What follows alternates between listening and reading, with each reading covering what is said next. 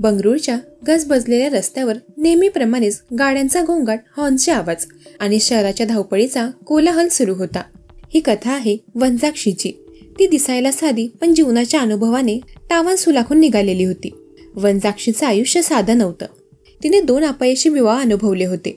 2 वेळा तिला अपेक्षित शांतता, आधार व प्रेम मिळालं नाही. पण तरीही तिच्यात जगण्याची उमेद संपली नव्हती. तिला वाटलं होतं की कधीतरी तिला तिचं खरं स्थान, खरं नातं मिळेल. अशा शोधातच ती विठ्ठलच्या ओळखीला आली. विठ्ठल हा साधारण दिसणारा पण बोलण्यात गोडवा असलेला माणूस. सुरुवातीला तिला तोच तिचा आधार वाटला. 4 वर्षांपूर्वी ती त्याच्यासोबत लिव्ह इन रिलेशनशिपमध्ये राहायला लागली. सुरुवातीचे दिवस ठीक होते, पण जसजसे दिवस सरत गेले तसतसं विठ्ठलचं खरं रूप समोर येऊ लागलं. दारूचं व्यसन, रागाचे झटके आणि सततचा संशय या सगळ्याने वनजाक्षीचं आयुष्य पुन्हा एकदा नरकात ढकललं.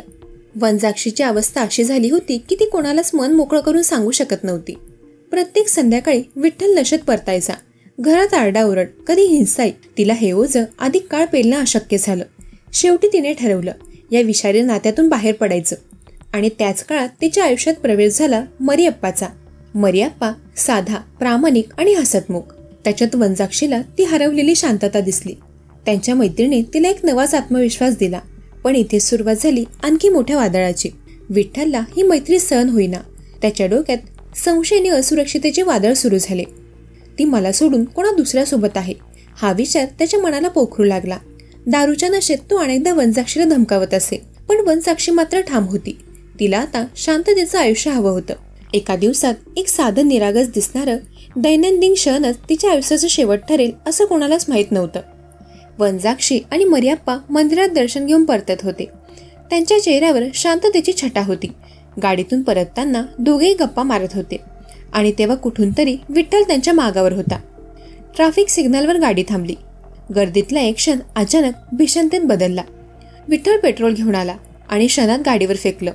त्या क्षणी उपस्थित लोकांना काय घडतंय ते समजायलाही वेळ मिळाला नाही. गाडीत भीतीचा आक्रोश पसरला. मरियप्पा आणि ड्रायव्हर कसे बसे पळून गेले.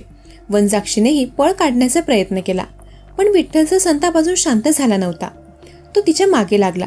पुन्हा पेट्रोल ओतलं आणि एका लायटरच्या झटक्याने सगळं संपलं.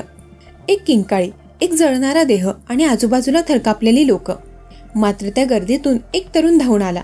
त्याने आपले प्राण धोक्यात घालून वनजाक्षीवर पाणी, कपड्यांचे तुकडे टाकून आग विझवायचा प्रयत्न केला. कसंबसं तिला रुग्णालयात पोहोचवलं, पण 60% भाजलेलं शरीर, वेदनांनी तडफडणारा जीव डॉक्टरांच्या प्रयत्नांनाही हरवून बसला. काही तासात वनजाक्षीने या जगाचा निरोप घेतला.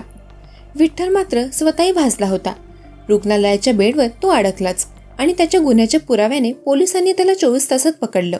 बाहेरून पाहता ही घटना एखाद्या वैयक्तिक वादासारखी भासते. एक स्त्री, तिचा माजी साथीदार, मत्सर आणि सूड.